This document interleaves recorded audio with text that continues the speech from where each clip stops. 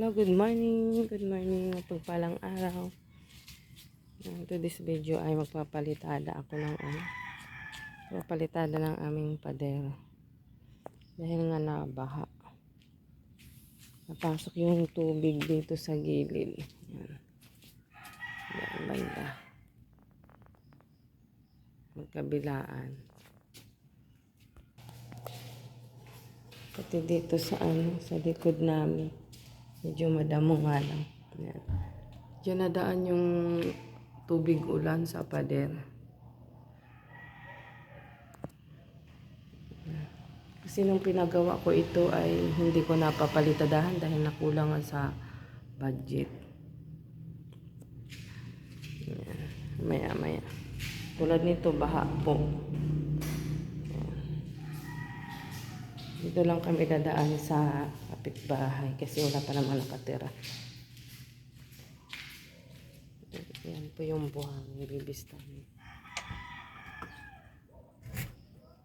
Pinapakyaw ko na lang para hindi pag-ibistay kami yung kahapon kaso nasira naman dahil kinalawang na.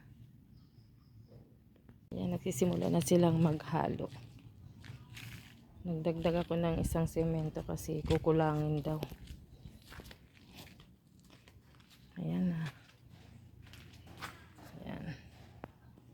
Medyo makalat lang. Natin dito sa kabila. Kasimula na pala sila dito. Ayan. Ang bilis lang. Ang bilis lang nila ginawa. Isang tao lang yan ang gumawa.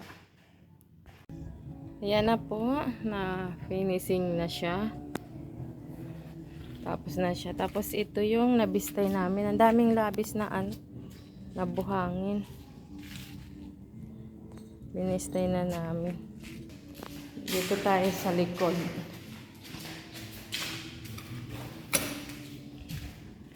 Ayan, na-finishing na din. Ang hirap kasi kapag umuulan, dyan na pasok yung tubig.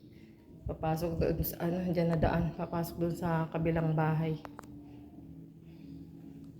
Ngayon yung flashing na yan. Papapakuan ko din.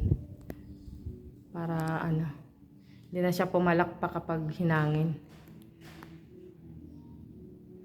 Pinapakyaw din po namin ito. Nasa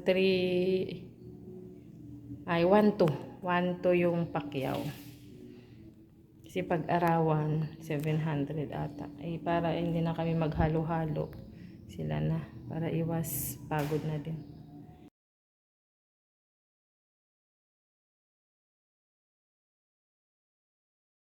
Ito naman yung renovation dito sa loob ng bahay. Ayan. Ito na siya na-videohan nung natibag yan. Ngayon ay pininturan na namin siya ng first coating na white. Mamaya pipinturan namin yan ng kulay cream. Yan. Tinibag yan dyan sa taas dahil may sariling pader po yan. Hanggang dito po sa likod ng ref. Ayan. Natibag ko. Hanggang dyan sa loob. Kaya makikita nyo ang paligid namin ay napakakalat. Kasi nga hindi pa namin mailipat itong TV dito sa side na ito. Para lumuwag-luwag. Yan. Mula labas hanggang dito sa loob ang renovation. Kasi sa labas, tarang napasok yung tubig kapag matagal nang umuulan. So, hanggang dito na lang po ang aking video. Thanks for watching. Bye-bye.